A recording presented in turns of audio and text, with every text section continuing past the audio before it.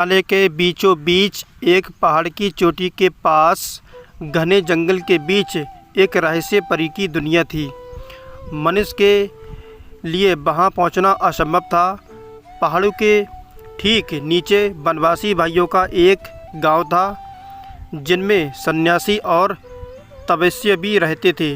उसी गांव में तपस्वी लोगों को परियों की दुनिया के बारे में पता था, जो सिद्ध महात्मा थे। समय समय पर परियों के महल में भी जाते थे। परियों की रानी उन महात्माओं को अपने राज दरबार में पूरे मान सम्मान के साथ उचित स्थान पर बैठाती थीं। परियों के महल के ठीक नीचे वाले पहाड़ के एक बहुत ही सुंदर और शीतल जल का झरना नीचे की तरफ बहता था। इसी झरने के जल का उपयोग करते थे। परियों का महल बहुत ही भव्य और सुंदर था। उस महल के अंदर एक अलग की दुनिया बसती थी।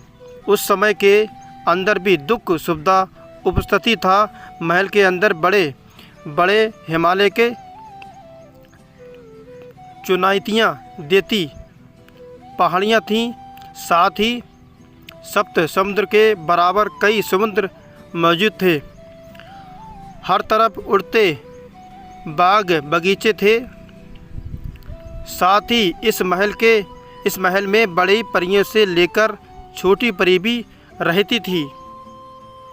परियों की रानी एक छोटी थी, जिसका नाम शीतल था, लेकिन अपने नाम के परित और बहुत ही शरारती थी। शीतल वाला कोई गुण उसके अंदर नहीं था।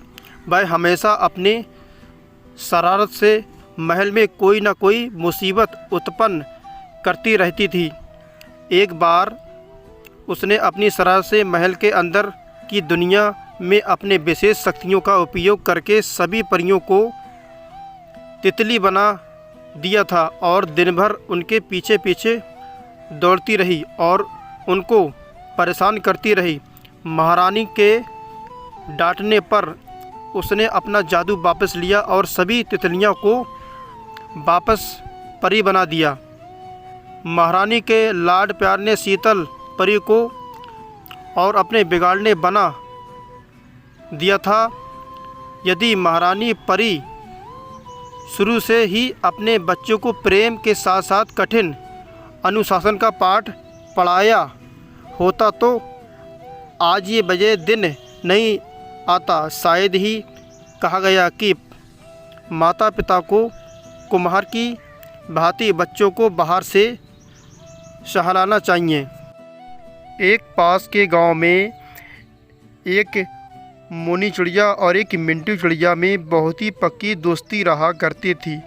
एक दिन दोनों सलाह करने लगे, चलो घर के चलते हैं घास में खेलने के लिए, वहाँ पर ही बहुत सारा चारा मिलेगा, चलो वहाँ चलते हैं। अरे मिंटू चिड़िया, बात तो तुम सही कह रही हो, मुझे तो बहुत भूख लगी है, चलो वहाँ चलते हैं कुछ खाने के लिए, कतई पेट में रहा नहीं जा रहा है, चलो।